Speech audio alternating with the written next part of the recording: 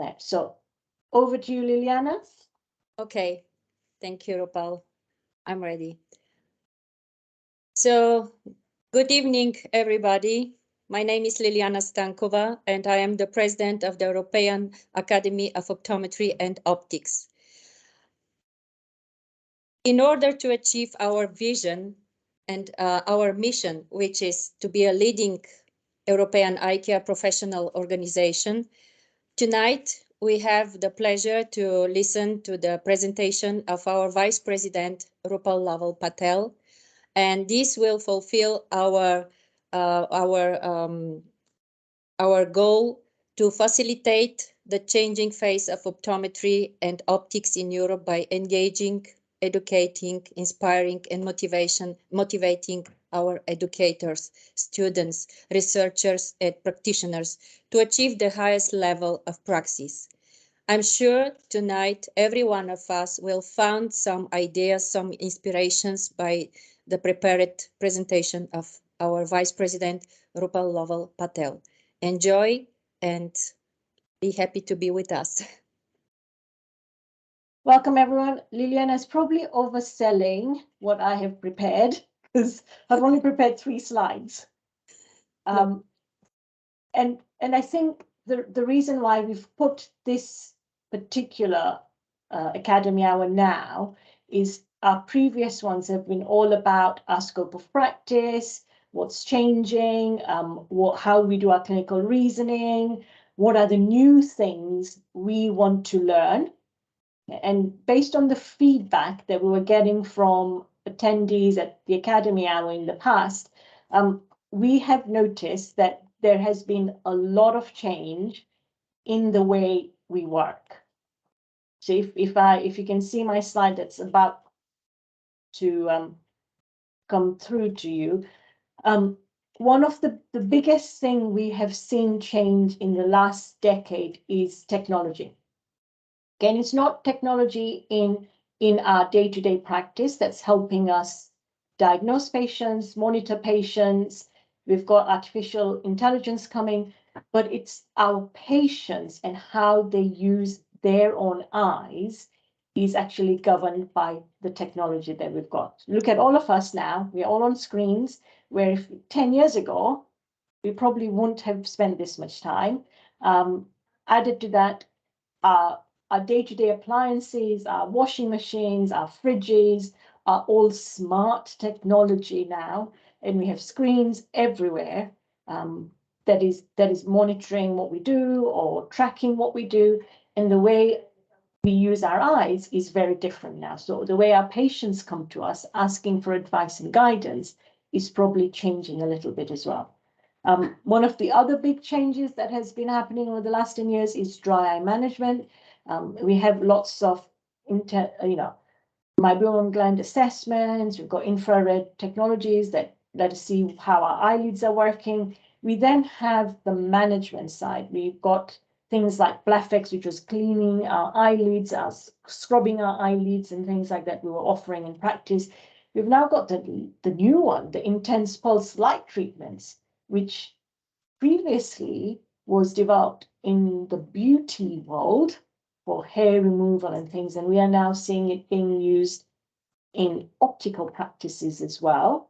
And then everyone's big buzzword now is myopia management. So we're doing, we are starting to see a lot of technology coming in. And then our worst nightmare is our phone. And our patients coming in saying, I Googled my symptoms and I think I have this condition. And then we have to investigate, we have to advise them and things like that. So this is me just summarizing what we think things have changed. I'm looking to you guys. What do you think? Is this your understanding of where our scope of practice has changed? Do you think maybe even more than what I've mentioned? I've just mentioned a few quick things.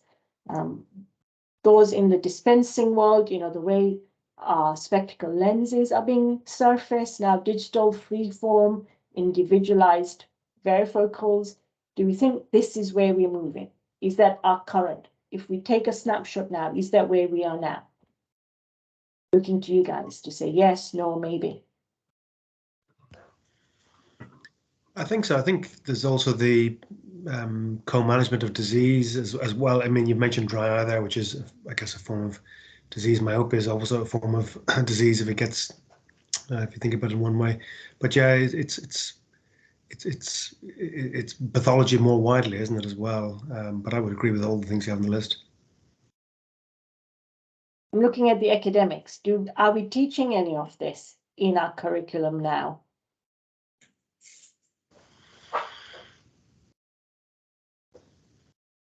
There's of course a lot of new information, like for example your dry eye management. At first it was just, you know, some warm compresses, and now I've got so much more.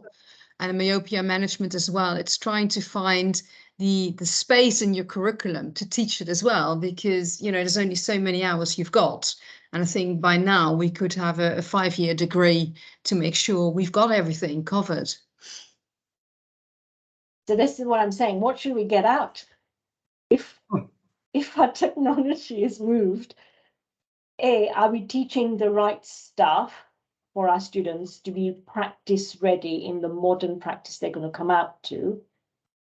But as Sonia rightly says, there is a limited number of hours in a university course to teach. So what should we be taking out? Should we be taking anything out? Is the first question. This is definitely the more difficult to answer. But to put new things, of course, we have to put something out. I strongly believe that despite our scope of practice moves more to the clinical side, and we are needed at that point by the society, by the people looking for primary eye care, I see that the real value of the optometrist and the optician is in their basic science as well. Is for even if we move a lot on the clinical direction, we do not pretend to be physicians, but we can give a lot more in the bridge of basic science and clinics, with both understanding and bring real value to multidisciplinary teams if we are able to keep a strong background of general sciences, or I would say physics, optics, mathematics, biology, that is essential for all the clinical staff.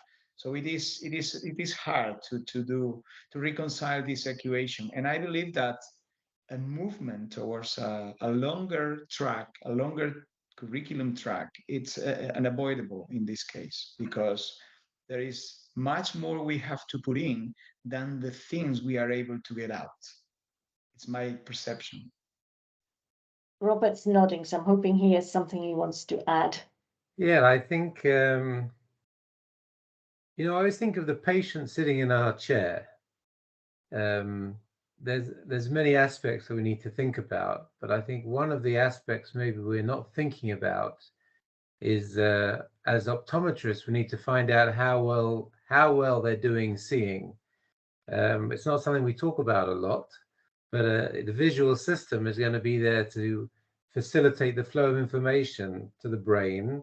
And as eye care providers, you know, I can't think of another profession. We should be trying to assess how well our patients are doing at both, you know, gathering the information and processing the information. We've moved so far in the direction of the things you've mentioned before, you know, dry eye and OCT, but in our enthusiasm, and on some level, maybe it's sometimes easier for us to look at those things. I sometimes feeling we're sacrificing the thing which is of such primary importance and so affects the ability of people to function day to day, or when they're involved in their hobbies like reading music. If a child comes in and says, or an adult, I'm struggling reading the music, you need to know a lot to be able to diagnose what it is about their visual system which is interfering with their ability to read the piano music. It's a lot more than just seeing if they see N5 or they pass an NPC test. And This is a very complicated area, but it's the primary area of seeing how well the reality is showing up for our patients, and how their visual efficiency is affecting maybe decisions they're making and choices they're making, and performance in the classroom, and copying off the board, and reading comprehension. These are huge fields, but I think that's something which we need to, talking about what needs to go out. I think question of what needs to come in more. We live in a generation where an unprecedented number of people are trying to get an unprecedented amount of information to their brain. And we haven't even started looking at VR and the challenges of that some people really get severe headaches afterwards. So I can't remember who said, but going to 4 or 5 years of training, whatever it is, we need to perform our job as primary eye care / vision providers is what we have to do, because there's no other profession who's going to do it to serve the public. That's what I think. Yeah, it's good points. And let's be honest, our spectacle lens manufacturers now are producing lenses that correct for aberration and can give us super defined or hyper acuity level vision, or HD vision that everyone talks about, ultra HD vision. Do we know if our visual system can actually process or differentiate that level? And are we developing technology for the sake of developing technology, but actually biological processes within our visual system are not able to manage that? I think that's a really good point. You can get people who've got a small amount of fixation disparity, and you start giving them HD and it will drive them mad. And you give them a bit of soft focus, and the noise on the line is much reduced. It's actually more comfortable with a slightly reduced definition. I think it's very personal. It's a very personal thing. What sort of level of definition you get willing to live with and feel comfortable with. That's what my experience is. I wonder what other people feel. Opening up to everyone, your comments. Sonia is smiling, but Matthias. It's a very interesting topic, and I don't have the background to answer it. So this is why I'm smiling. It's like, oh, there's not a thing I need to learn here. We are adding that to our curriculum, Sonia. Yeah, Matthias. I think this aberration thing, the Germans had it discussed a lot when Zeiss came out with this, and then they have proven that the aberration itself in non-presbyopic patients changes that much when accommodating already, that the profile is completely a different one. Through a single vision aberration controlled lens, the vision for near should be actually different through the smaller pupil, through the distal, through more accommodated ocular lens. So they said it's really not so much about that. Shouldn't actually work so well. And the other things that make me think was the studies from Holiday. That's the surgeon, right? The ophthalmologist. He was measuring how much these aberrations affect visual acuity, and how much of aberrations have the people who have best visual acuities, like 1.6 to 0 and above in decimal. And he actually discovered that it's rather the processing ability of the central retina that makes these visual acuities very good, and not absence of aberrations of some X order. And also after any procedures on the cornea, when aberrations change, he observed that for a month we adapt to these aberrations. The adaptation lasts pretty long, and actually it appears that it manages to handle those things pretty well within the retina. And so I personally don't believe so much into this aberration control. I mean, it makes sense in contact lenses maybe to control for bigger pupil, and it certainly makes sense in LASIK procedures where you really cut into the cornea. And if you calculate that it will save the tissue, then you go for the formula that also corrects for aberration. Or and it's fixed within the eye, but with the glasses, not sure. Not sure. So I'll ask the question for clinicians. How many of you tell your patients if you put dilating drops in their eyes that they shouldn't drive because it affects their vision? Hands up, those who say that.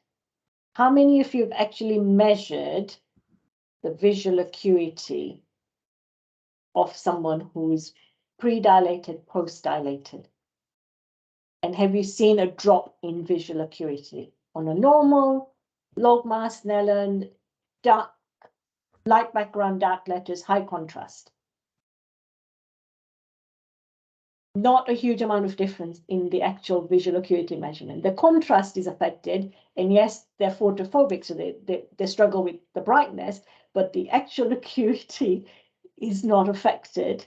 Yet we tell and our patients that the vision's affected. We tell our students that that's the advice you should give. Near acuity, yes, is affected, definitely, but distance is not. So again, this is why the curriculum discussion is happening, is there is a lot of stuff we need to put in, but the more we look into it, the more, as Jose has mentioned, that basic science we still need to apply. Holistically, people don't leave their eyes with us and walk away. We have other parts of the body to consider. But the question still remains, if we're adding all this new stuff, what's coming out? What can come out? I suggested refraction, but maybe Jose can give us something more. I remember I'm doing this exercise. Remember back to my old curriculum back in faculty, and I remember we dealt a lot with chemistry and material science and the materials for spectacle lenses and contact lenses, and so I really believe that this is a really interesting thing. I even did my PhD on that stuff, and I'm very proud of that. But it is more of an interesting thing than absolute requirement. I believe that the level of knowledge optometrists, a clinician should have today to deal with prescription, to deal with problem solving, to deal even with material selection for contact lens wearers, does not require that strong level of knowledge. And even if we want to go very deep on that, we will never get to the material engineering required to make that lens. So what we need to know about that material is the resistance, the transmittance, the oxygen permeability, the coefficient of friction, and so on.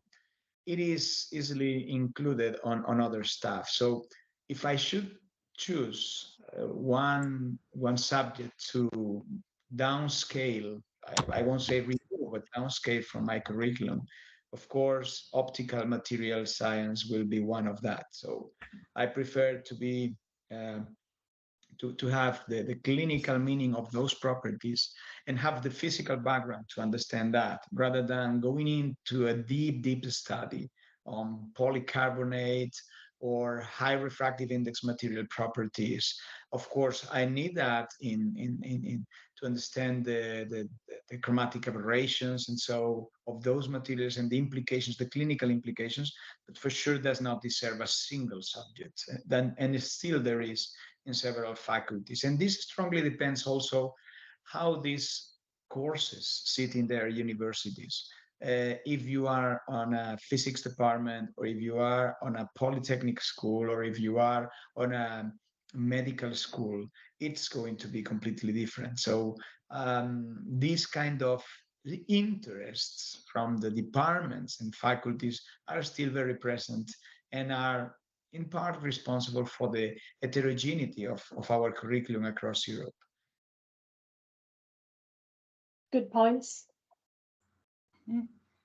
Maybe I completely agree with Jose, and I would apply this also, for instance, in binocular vision, where we teach like graphic analysis and normative analysis, all those things which also could be condensed, compressed, just the essence of that it's possible. But I think all this should we need to throw out certain contents? They should be left to subspecialty optometry. So it should be declared that it is not left abandoned, but that belongs from now on actually to subspecialty, either special contact lens fitters or binocular vision specialists or pediatric specialists. So we make a note immediately. We are not leaving it to someone else or just abandoning it, but it belongs to some sub-art of optometry. I would find this important.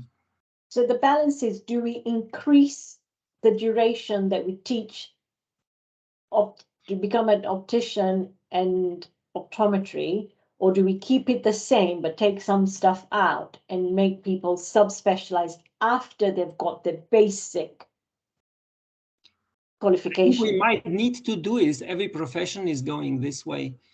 I mean, if we go with longer studies, not necessarily students will buy this. I mean, candidates.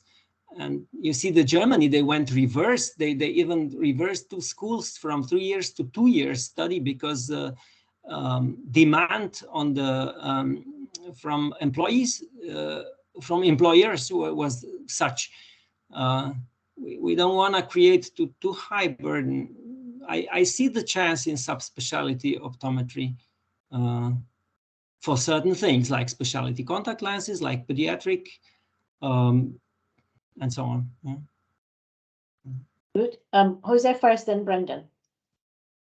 Yeah, I think that the master degrees in most of our countries already account for that. So, and the bachelor, the first, the basic training should ensure a wide scope of practice. But for sure, as things evolve, we should consider that many of the things cannot be put on that level, and the specialization is at the master. So we should bear in mind that. Brendan? Yeah, just to say that in this debate, I think it's important to kind of think about regulation as well. In countries where it's a regulated profession, for people to call themselves specialists in certain areas, sometimes that comes with regulatory, difference in that there's a different list. For example, prescribing rights here in the UK. That's currently the only distinction between optometrists, those that have independent prescribing rights, and your regular optometrist. I do think that it is a good idea for people to specialize and for things to go in that direction, because the job is getting more well specialized. So people are doing some optometrists in the UK are going to be doing trabeculectomies or are doing trabeculectomies. But I think there is also a danger that the public will become utterly confused if it turns out that there's lots and lots of different registers for lots and lots of different things that people do. So there is a slight downside to that, and certainly something to think about if it leads to different lists of people doing different things. I mean, in the UK already, they have trouble trying to distinguish between an optician and an optometrist. Even at that simple level, I think your average person on the street would have a real problem with that. I just can't imagine what it would go like if we had subspecialties on top of subspecialties. Thank you, Brendan. Yeah, each country, as we say, have different regulations and things, but I guess as a profession, if we're looking at our scope of practice, we do need to have those specialist qualifications or higher qualifications so that we can progress. Otherwise, I guess it feels flat. You graduate out of university, you get your qualification, and then you're saying, right, where do I go next?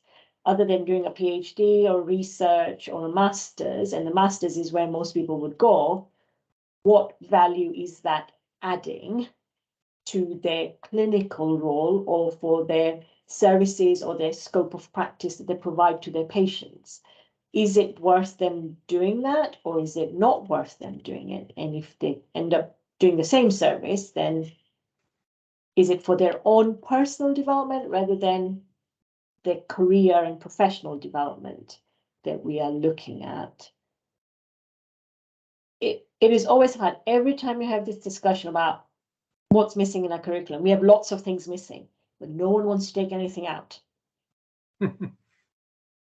So how do I make that shoe fit in an ever enlarging foot that our scope of practice is, but no one wants to make a bigger shoe?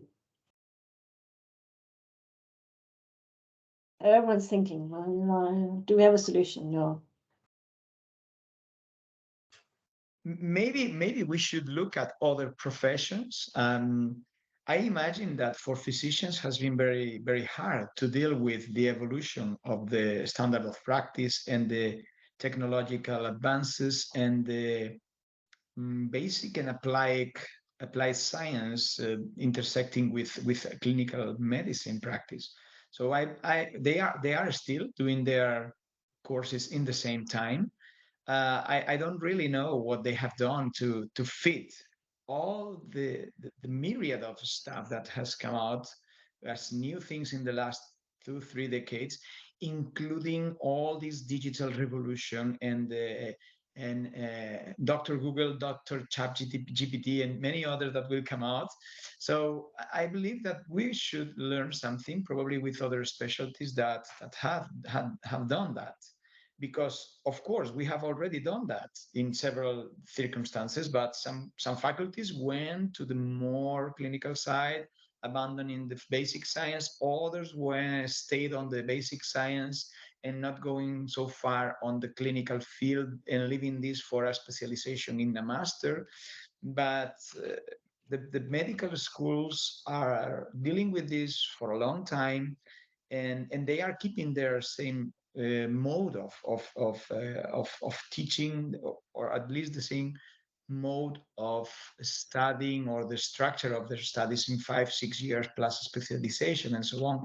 So I don't know if they do the training exactly the same, and then the clinical training in the after the university is where they apprehend all these new things. Okay. And that will mean that for us, the pre-registration year and so probably is where many of the new stuff should also be reinforced. But this strongly depends on where the student goes, and does not fulfill a uniform way of training. So it is something there that we could look to see how others dealt with the same difficulty. I'll answer that because I'm the learning and teaching aide for the School of Medicine, so I know what they're doing in their courses. I'll come to you for that. I'll get Sonia first. Yes, what I've been thinking is that, at med school, when you're a GP, there's a certain amount of treatments you're giving. But if we look at optometry, I think, well, over the years, because I've been in optics for 20 odd years, I've seen the profession change in the fact that we are starting to be allowed to do more. And that is different from, I think, a general practitioner or any med school profession. When I qualified in the Netherlands, at that time, I wasn't even allowed to use diagnostic drops. I mean, that was a reason for me to go to the UK. And when I was practicing there, I thought, I do know my basics well enough, but can I actually serve my patients well enough? And that's when I decided to do the masters and the different subjects, which was always in something like glaucoma, binocular vision, diabetes, so very clinical. And I think that is a difference with the med school, that the jobs we are allowed to do are getting more and more and more.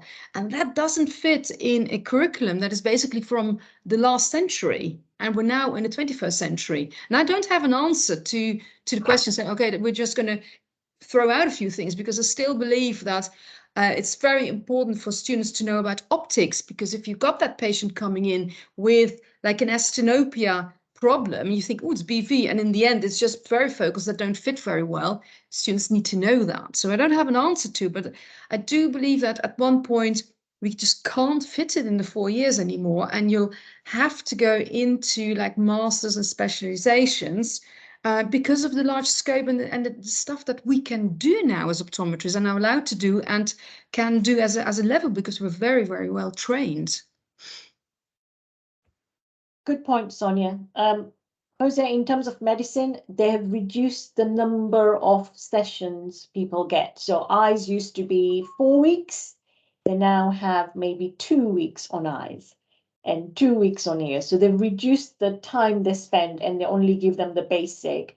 And it's after they've graduated. If they wish to specialize in a particular system, a particular subspecialty, then they do more training. So I think, as Matthias was suggesting, we probably do need a basic qualification, and then we have a post-qualification specialism that then deals with a lot more detail that you get. So you can still, so you're not making the courses any longer, but you're giving everyone, here's the minimum you need to know.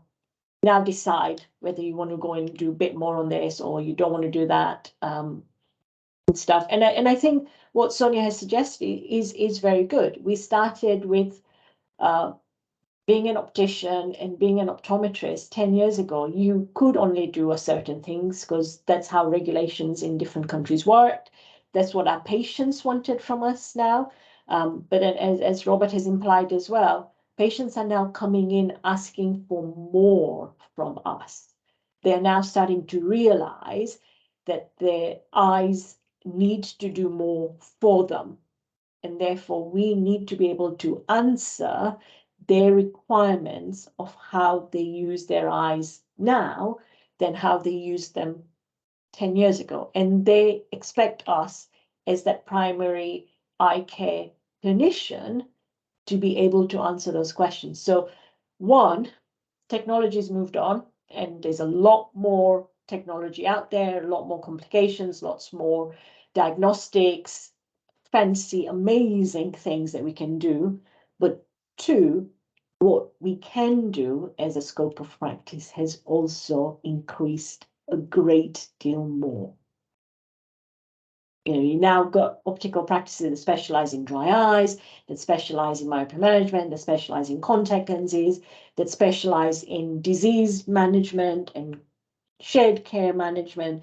So each practice is deciding which area they want to focus and do a bit more on. And that means the clinicians that are working in there need to then have that additional training to make sure they meet those requirements, rather than a lot of the basic for everything. Coming for an eye test, get your specs, go away kind of thing. It's a bit more now that we are doing.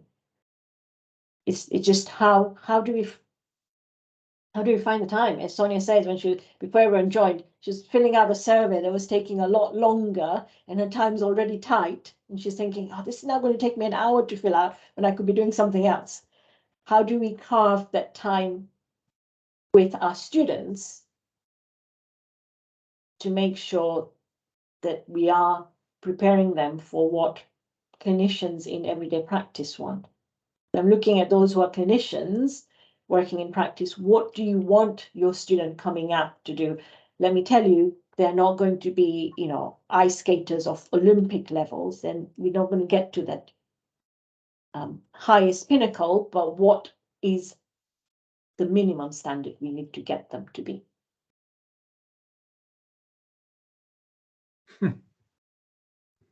Robert's laughing. No, there's no minimum standard. Is it too high?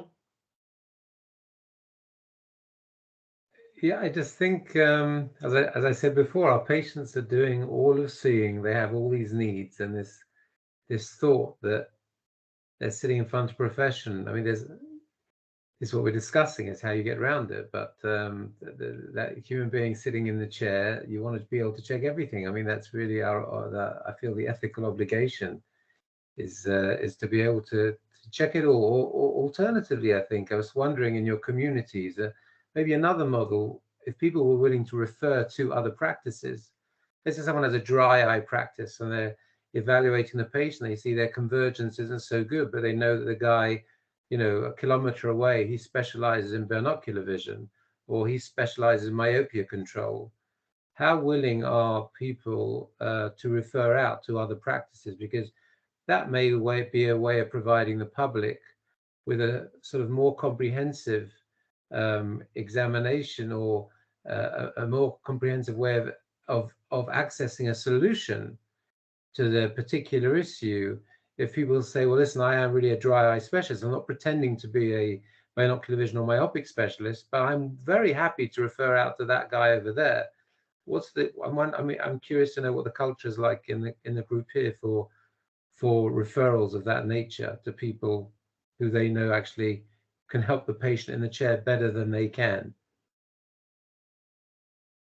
I think you've raised a good question. It's the ethical. As a clinician, do I want to give them everything, or is it my moral duty to recognize that I am only able to do this, and therefore, and because I didn't take any masters or any subspecialties, I will only do what I can, and then be open to telling the patient, actually, you know what, I specialize in refraction. So I can do your eye examination and give you a prescription. But I notice that you're not going to get the best out of your two eyes because your eyes are not working together. And I think you need to see my colleague who can assess you better. And with my prescriptions added, we can do that. I'm going to let Kez come in. Hi, Kez. Greetings. Sorry, eating my dinner. That sort of thought that there's things that fall off the other end as well there within this sort of specialisms thing. There's been a bit of traction in social media recently in the UK about children. Not examining children is a core competency, but increasingly practitioners aren't that comfortable with that core competency and end up referring into sort of secondary care or onto specialist practitioners, despite the fact that it is still part of the core competency, but they're lacking confidence in retinoscopy or examination techniques with young children, etc. So this drawing a line between what is core competency and what is a specialism is quite a challenging one. And you're quite right that the more we stretch what's core competency in medical terms and monitoring glaucoma, etc., the tendency is for more basic optics stuff like retinoscopy on children to fall off the bottom. But then if you are going down the specialism route, how do you accredit that sensibly in a way that allows, you know, do you let somebody say, well, I am a dry eye specialist because I've done CPD in dry eye, or do you have to do a qualification, etc.? I'm not answering any of the questions that you've raised, I'm afraid, Rupal, but I suppose I am agreeing with a lot of them. You know, if we're going to expand our scope of practice, you do have to make some of that specialist, and you do have to limit what is core competency. And what is core competency, we can't forget some of the basics like retinoscopy. There are some bits from the last century. Might I suggest that our GPs might go down the specialist route rather than a core competency route, as somebody who doesn't like doing contact lenses? Yeah, so I'm not answering anything there, but just sort of trying to agreeing with everybody else, but in a slightly different way, maybe. Let me just say, these academy hours are discussions. We don't really find a solution, but we learn from each other and from different countries how they approach things, and then it's never going to be a solution, but it is something that going forward we are all going to have to discuss, tackle, think about. And I think some countries are going to go down the fact that let's do basic, let's define what basic is, and then we do masters of specialisms and things like that. Other countries are going to go the other way and saying everyone must be all singing, all dancing, you know, balancing on the head and doing gymnastics, everything, juggling every kind of fire breathing stuff, and then make their courses 7 years. But then, as Matthias very poignantly pointed out, employers are not going to be happy. They're not going to wait for 7 years for someone because they have a workforce they need now.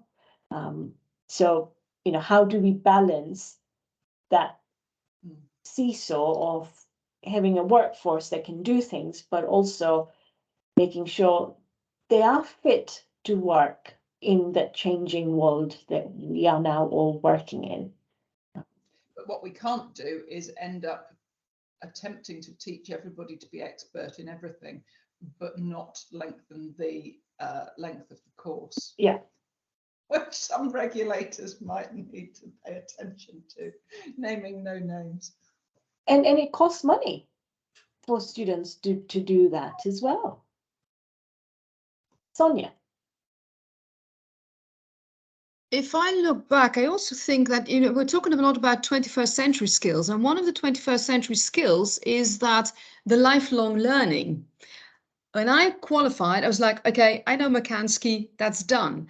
But we realized well, I won't say inventing, but by talking about 21st century skills, is like we can only teach students skills which they then later can use to better themselves. And I think that is the other thing we have to think about, is that we make sure we give our students the right attitude and skills to better themselves in whatever subject it is, because now we don't know what's happening in 10 years' time.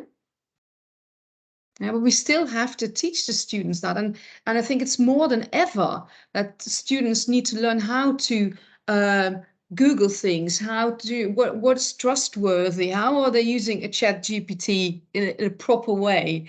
So it's even more that we look at the skills to further their own education down the line.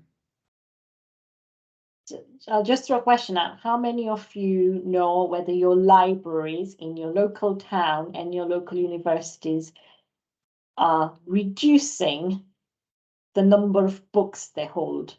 How many of you know if the bookshops in your town have shut down because no one is buying books anymore? Have you seen that trend just generally in your communities? Even in the libraries at the university. So they try to keep as few as possible books, even because for safety reason they are flammable materials. So sometimes that is the argument. And the thing is that many of those books maybe are in the same library in a digital version or so. But answering your first question, or some question that Sonia was also saying, the competences for the 21st century, I believe that there is a competence we will never train our students enough, and it's from the 15th century into the 22nd century, always necessary, which is critical thinking. And I believe that we will never train our students enough, because and today is more necessary than ever, but it is critical thinking. So take the information you have, see how you integrate that. Does it make sense? Where is that not make sense? How can I confront this information with what I know, or which is the evidence base around my field, and how can I value or remove value from all the amount of information that I receive from many different directions. So for me, that is still something we have to do more critical thinking, and teaching our students on that.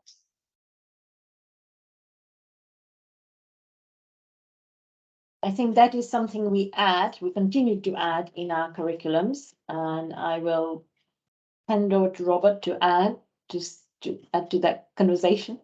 But probably it's a soft skill. It's a soft skill, not necessarily a skill, a technical or a clinical skill.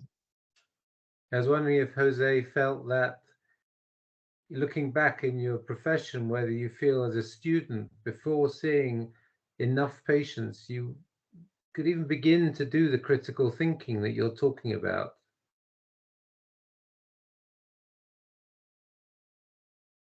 Not in the clinical side, but at least they could start from the graduation point to develop that, and apply critical thinking not only to the clinical staff, but to all the information they receive, and try to filter out the information. Of course, there is a critical thinking, a critical reasoning, a clinical reasoning we were discussing in the previous academy hour with Sonia.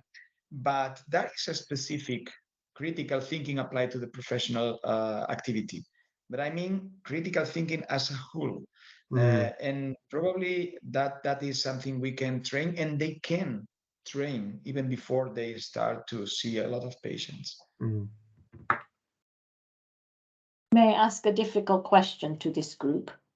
So you can all either say, what are you thinking about, you crazy woman? Or you can say, well, actually, it's a good idea. Critical thinking is, Jose is saying, we teach, but as Robert has implied, it isn't something that comes as soon as you graduate. It develops over the years. So should the first few years be under always a preceptorship or a mentor? So you're always working with a mentor who is helping you develop those things.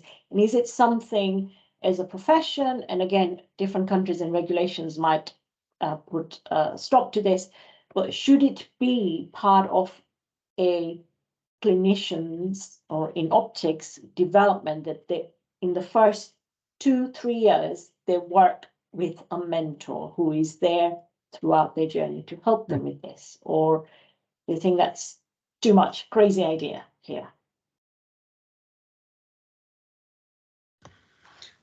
I think it's a very good idea, Rupal, but I just think that the settings in which most people work is not conducive to that. I mean, that what we see in medical settings in hospitals and so on is that they have structures, formal or informal, for that kind of thing. They're people to call on, but the optometrist is frequently the sole practitioner, and there may be others around, but that's not always the case. I think it always seems to me slightly odd that you just graduate and then suddenly you're let loose on the public. That there's no kind of career structure after that, or well, there can be, but there doesn't have to be.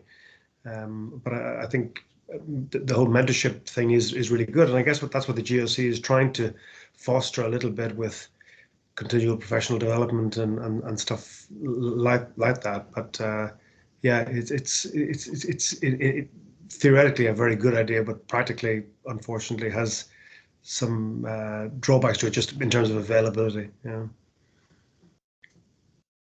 And I'm looking at colleagues across Europe. Do you have what we call self-employed clinicians who can just go and work one day in one town and next day somewhere else? Or do you have to, is it always an employed kind of roles, both as an optician or as an optometrist? Do you have a mix?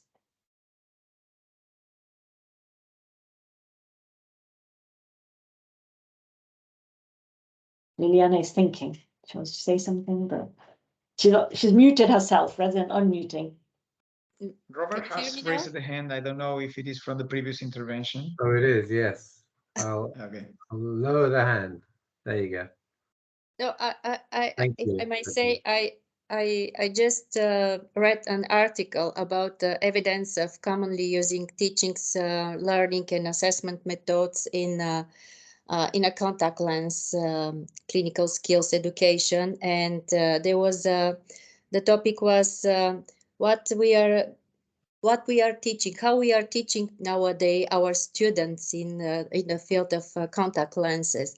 Usually when they get out from the university after they're finishing their study, when they come into the store or into the praxis, mostly they are not that aware with their praxis, with their practical skills, which bring me to the talk that they probably need to be supervised before they come to the real life into the store to meet real patients for fitting contact lenses, or by opticians to deal with the customers who are coming in a store and need some advices to choose a new frame, not only new frame, but especially by the lenses for spectacles. This is to me very important to have this praxis among supervisors who can be presented during the time where they are learning these abilities, because if we think about for example, this period of time of newcomer into the store or into the business or in the clinic, there is a waste of time to restart, to teach him how to do this and how to do that, which is already done, must be already done during the time in his university study. And maybe it's good to have in mind, to keep in mind this good balance between theory and praxis. It's wasting of time if we decide to take away some of disciplines. Sometimes I'm listening by my students who are working in my store as a how to say apprenticeship. I don't know how the word is in English, but if they come and if they work, they say, oh, we have a lot of mathematics, we have a lot of physics, we have a lot of let's say materials about frames and so on and so on. But if there is a balance between all the discipline, probably this will be good base where they can later improve themselves by specializing in a certain gaze, like binocular vision, as Matthias mentioned in the model in Germany, contact lenses, pediatric or scleral lenses, or some special niche of optometry and optics where they can get the best knowledge and the best praxis. Thank you. I'm going to stop sharing, but then Liliana's opened another can of worms, and the UK people, please don't get annoyed. Apprenticeship. Sorry. Do we think apprenticeship is something we should bring back so the students are in practice, working while learning, or do we still think they need to learn the theory and clinical skills first and then go into practice under supervision? Ooh, Sonia. Yeah, what we're trying to do in the Netherlands is that the students, they actually have 1 day a week that they go and work and practice. And the whole idea is that they've got a little workbook, and in the workbook, they have to do things that they taught about during that week. So if we're talking about red eyes, they've got some special things they have to look up for red eyes and trying to find a patient. So in that sense, it's also from an education point of view, you're actually, what they've taught, they have to use it. And because they use it, they remember it better.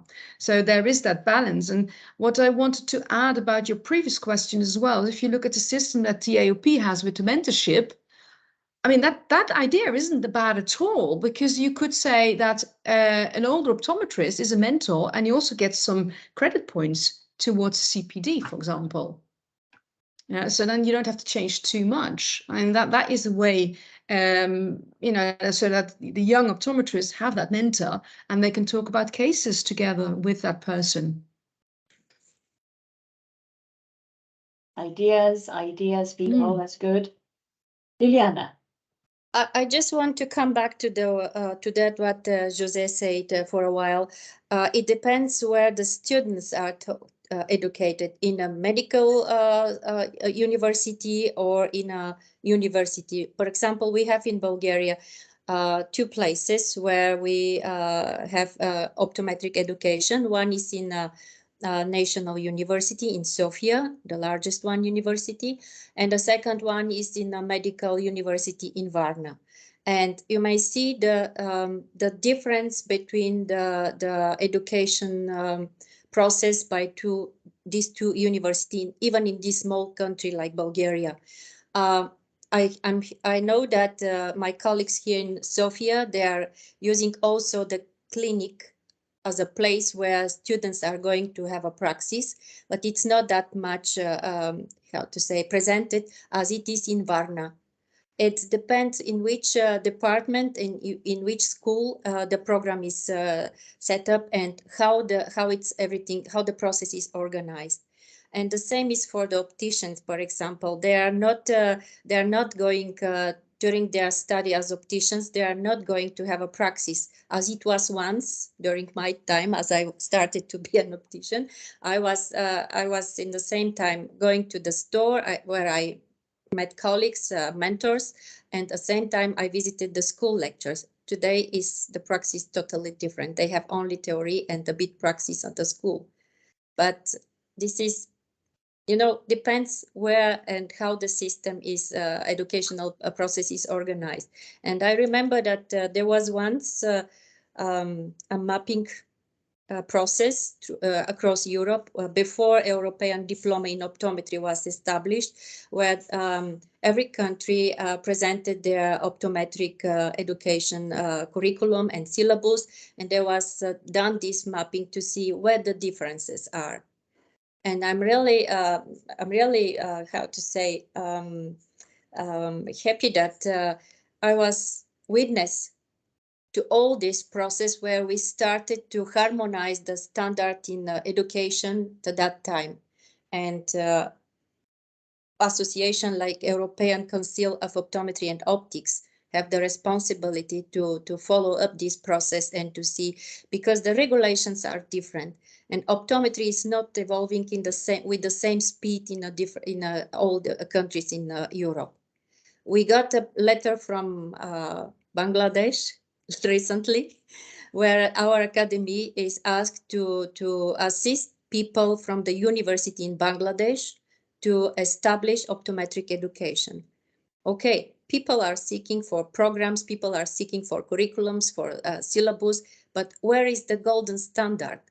Okay, we have the golden standard in Europe, but how many countries are using these golden standards? That's interesting to know too. Well, that brings us very nicely, Liliana, to our next Academy Hour title. I'm looking at Jose to just remind us the next Academy Hour is in April. And what is the title? Well, the next Academy Hour probably will be in March, and we are working with persons from the European Qualification Board, colleagues from the European Qualification Board, to bring us further information on this topic of the education across Europe. So stay tuned, because we will get even a little bit deeper and wider on this context, because this session raised the need probably for some modifications in the curriculums, and the European Qualification Board from ECO, where the European Academy also participates, has recently been evaluating the perceptions of different academicians and also practitioners on what will be necessary to adjust. I'm not sure if this specific topic is going to be discussed, but will bring us a wider view on how is today the education across Europe, and what the European Diploma of Optometry can do to improve the harmonization of this education. Potentially, there will be some people from accredited institutions that have already been going through this process of accreditation with the European diploma. And I truly believe that will be a very, very interesting session. I won't advance more, because this strongly depends on the persons who will be in that session. But on the next few days, we will distribute further information. I didn't plan Liliana. And remember that the 23rd of March is the World Optometry Day. Yeah. So we have Academy Hour on the World Optometry Day. Yeah, good choice. or nearby. Near that. Yeah. Thank you very much. I hope this was interesting discussion. No answers. I'm really sorry. I cannot give you the answers to what we can remove or what we can add to our curriculum. But critical thinking must remain in our curriculum. That much we are all agreed with. Yeah. So that. Thanks, Rupal. Thank you, everyone. Thank you. Thank you, Bye. Thank you, Rupal. Rupal. Well done. Thank you. Bye. Bye. Bye-bye.